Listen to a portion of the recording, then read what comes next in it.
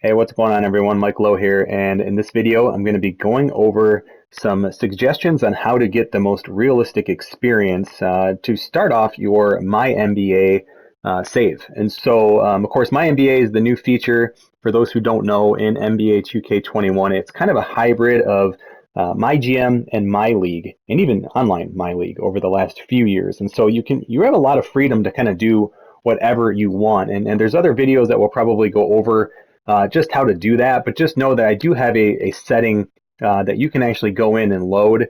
And again, if you want to see how to do that, that's kind of the first thing I was going to show you. But and you can actually follow along with this while you do this. But there's a 2K share setup that I have created. If you just search for Mike Lowe, it's going to pop up there, and you'll be able to load that in. But essentially, it's going to take you to where we are at in this particular save, of course, just with your own save where you can pick your own team, and it's going to load whatever draft class you want, things like that. But it's going to at least get you out the gate here. So the way I have this set up is in regards to when I'm playing MyNBA, I want to be the general manager. I'm not the head coach. I'm not necessarily like the team president or owner. It's really just kind of focused around a GM with probably a lot more freedom than a real GM would have. So again, I am doing certain things like playing the games, obviously, but I'm not, at least for me, I'm not calling the offense. I'm not even making the substitutions. You may want to change that, but that's just me. I'm letting the coach kind of handle that to see if they kind of take on a different bit of a personality and so to speak, things like that. So but I'm the GM who plays games is kind of the way I think about it. Of course, I will still interject in things like some of the team finances and whatnot, but you can do it however you want. But that's how my save is set up. The first thing I do, of course, getting familiar with your team. I'm not going to go through and just kind of break down the roster. I'm using the Timberwolves, by the way, but I will discuss, and it's actually an article I posted up on simsportsgaming.com, but I talk about how I pick a team because I think there's some important things to kind of measure. And I've gone with the Timberwolves, not because they're the first overall pick or anything like that. But what I did in a nutshell is I looked at teams who did not hire a new general manager for 2020, but have had a general manager for a number of years, at least maybe I think it was more than 4 or 5 years, and who did not have a very, very good year last year. So in a way, it's kind of like who didn't get fired last year that maybe could have or should have. And that led me to either the Timberwolves or the Knicks. And I decided to go with the Timberwolves because if I do ever kind of dabble with some of the sliders here, I like to have some high-end players to kind of mix in to kind of see how Karl Anthony Towns is going to play compared to, a guy rated, 70 overall or whatever. And so the Timberwolves made a lot of sense. I like their jerseys. It just felt like a pretty fun team to kind of roll with. So again, this is post-draft. One of the first things I did, though, after that, after kind of setting up my team, is with the rookies, at least where I'm at. None of the rookies really had numbers set. So I went in and just edited guys like Anthony Edwards to the best of my guess of what number he might pick. Number 5 was already taken. And so I went with number 3. I saw all the analysis about his mom and grandma who had passed, and that was a really, really touching story. And I thought that number 3 would be kind of cool, where it kind of ties him, his grandmother, and his mother together in the number 3 there. And so, but again, the whole idea is, right, kind of developing your own storylines. You can have fun with that. I have not gone through and done every team, but as I start playing teams, I'll probably go through and adjust their rookies. So I did that as one of the very first things. One of the other things that I recommend doing is ensuring you have a draft class that's strong and that you like. Now, there are user draft classes, of course, that are user generated, and of course you can get to these by jumping into here. There's historic, there's user ones, and these are pretty nice. The reason why I'm actually going to be using a fictional one, so again, a lot of people are using Infamouses, which is fantastic work. But one of the reasons I'm going to be sticking with the fictional, and I'll show you what I do with the fictional, is I am trusting the developers of 2K to kind of ensure that things like ratings, progression, badges, all of that stuff remains balanced across a number of seasons in franchise, where, of course, there's just inevitably going to be imperfections in a user-created franchise. There are a lot of pros in using a user-generated draft class, I should say, not franchise. But there's going to inevitably be some cons, and I guess I worry about not knowing the programming side of this. Nobody who's making these draft classes really truly know what's going on behind closed doors there. I'm trusting the game. Plus, it just kind of helps me evaluate the game as a whole when we start talking about sports game of the year and things like that. And so But we all know with these with these game generated draft classes that they are weird sometimes, right? You get names that don't really match people's ethnicity or the country that they're from. You just get like weird hair colors or hairstyles that don't really match the player. We've all heard these and you've seen these before. So what I recommend, guys, there's only about 130 to maybe 150 players in here. And of those 130 to 150, only about like, I don't know, 40, 45 of them need editing. And then in that 45, there's not a whole lot you need to do. Maybe you're changing hair color, eye color, maybe skin tone, hairstyle, whatever it is. They're usually really minor edits, right? Um, you're not having to go through and rebuild players. And even if you're thinking, well, what about all the tattoos? Well, if you play a game maybe and you see a guy who's from Lithuania but has like the Texas tattoo on his arm or something like that, that seems kind of weird. Well, just edit it after the game, right? It's not going to make or break anything. You don't need to go through and edit tattoos on players when you're not even going to see 95% of the tattoos probably in this game.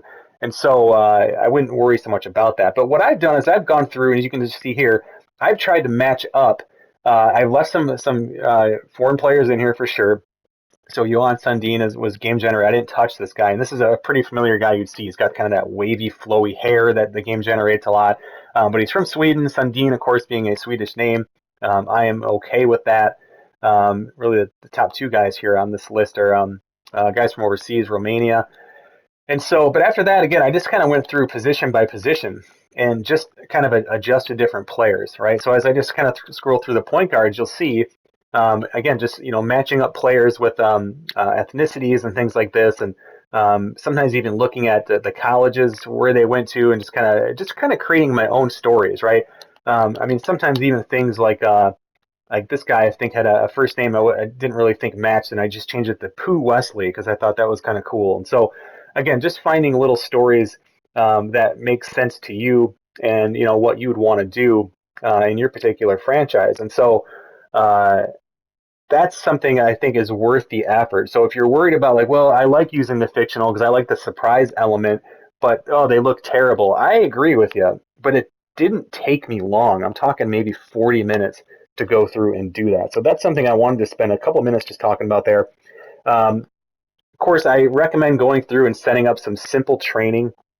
I like to go to the layer of player training, and for the most part, I'm a huge believer in like you don't try and force a player to be something they're not. So D'Angelo Russell, right? He's an offensive point guard. For me, I have him just working on his player type setup. He's also a very hard worker, so I've been able to increase his intensity. But he's kind of an example of like this is kind of a pretty standard. What I'll do is I'll match them up by player type, but it doesn't always quite go like that. See Anthony Edwards as athletic. You can see on the right hand side there in gold what they're matched up as. But there are going to be some players here. So like James Johnson, right? He's a playmaker at power forward. But when I looked at him a little bit closer and I was looking at his badges, I said, well, his perimeter defense, it'd be nice to get that up to like a B minus or so because he's not super tall, and it'd be nice for him to go out there and guard some good shooting big men. And so I have him working on perimeter defense for his tactical training, right? So same thing here. Karl Anthony Towns, very, very, I mean, just an excellent offensive player, not as good of a defensive player. And so we're trying to work on that a little bit because he is younger, because he has good potential, and really his offense, I mean, isn't going to get a whole lot better. So we're trying to find some roles and some training for him that would allow him to develop as a even more well-rounded player because he's obviously an excellent player. Now we're just trying to get that defensive play up to that level as well. And so Ricky Rubio, perimeter defense, you can kind of see that some of these things will stand out. So I recommend going through, taking a little time, thinking about the training, and not being afraid to change this around a little bit. Think about training that you've had in different sports or even at your job. You don't just train on the same stuff weeks after month, and so on. It starts to change up, right? Or at least it should be. So, I mean, that's what training is. So, but to start, that's kind of where I go with is just kind of adjusting those different things. And then really the last recommendation I have is just less is more. right? You don't need to come in and make 75 trades. I would suggest getting to know your roster a little bit.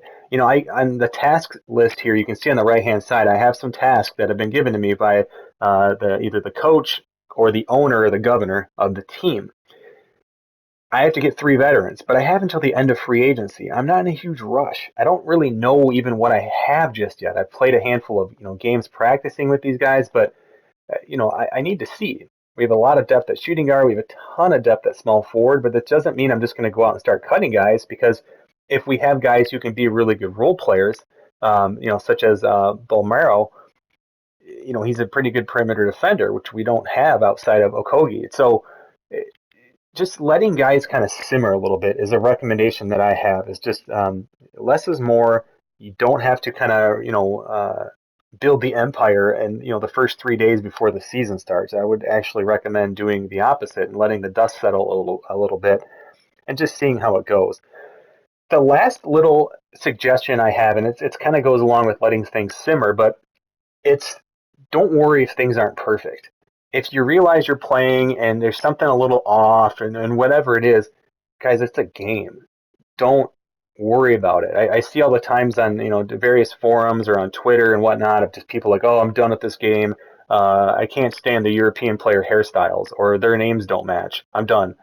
All right, well, go in and edit them, or just who cares? Don't worry about it. I mean, or think about how many crazy names are out in the real world right now that you would say, hey, if this was in a video game, this would be ridiculous. I mean, they happen. It's part of life, right? And the same thing with like crazy trades and whatnot. Really stop and think. Have you seen crazy trades in real life sports, whether it's the NBA, NFL, MLB, whatever it is? Of course we have. So it's not the end of the world if you see a crazy trade or a lopsided trade in your MyNBA. That's part of it. You have to understand too, from a programming side, that is the game settling in a little bit. You're going to see a little more kind of craziness, especially in that first season, because the game doesn't understand who these players really are in real life. They just read numbers, right? That's how programming works. It reads numbers. LeBron James is nothing but a series of numbers in this game. And so when players start shifting around, that's the game settling itself in. It happens in every game. And it technically happens in real life. Think of teams that get new GMs, right? They start shifting stuff around. My Detroit Pistons, during the draft, they went crazy. 3 first-round picks. They're going to have probably 4 rookies make this team. I mean, they are just changing everything around. What's different, though, is when you start a MyNBA or any kind of franchise mode, what's different is you have all of the GMs, whether it's you or in an online league with 30 or 32 other guys, or just the AI teams. All of them are kind of like new GMs because they're settling into this new position, whether it's a digital position or not, and they're having to make adjustments to fit the coding in the game, right? So there's no way they can code in these real GMs to just sit tight, like, oh, I've been on the job for 5 years, I have the team I want. And maybe they could, maybe that would be a cool feature to say, like, this is an established GM, they're going to chill for a number of months or whatever and let the dust settle more. But we don't have that in sport games just yet. So again, so just to kind of recap, if you want to access my settings, you definitely can. You can back out and you can just go over to the MyNBA tab here, and you can go to 2K share setups. You can load mine. I also have a scenario that I think would even have the same draft class just without the edits I made. But you can jump in and even use the same one that has you pretty much at the start there of the season if you're wanting to see that. I talked about the adjustments I make with the draft class. Just, again, simple editing. I use a fictional game-generated draft class in which I edit things that just seem kind of wonky or out of place. I adjust my training. I, of course, get to know my roster, and I play a handful of kind of just practice games offline or even the first game of the season multiple times to kind of get a flow for things. And then the last recommendations I had, again, to recap, was less is more. Let things digest a little bit. Play, go through a season, go through a month or so of the season, really see what you got, see how injuries are starting to shape up and so on. And if things aren't perfect, it's okay. That's how things go in real life. Nothing, if it was perfect, why would you play it? You could just script it out on a piece of paper and have no surprises. So let the surprises be something that are enjoyable and not a deterrent. So again, those are the kind of the just simple setups that I do. Quick little 15-minute video here, but I appreciate you guys checking it out. If this helped you, give it a like, subscribe if you like. And I'm Mike Lowe. You can find me on Twitter at MikeLowe47. Thanks, everyone.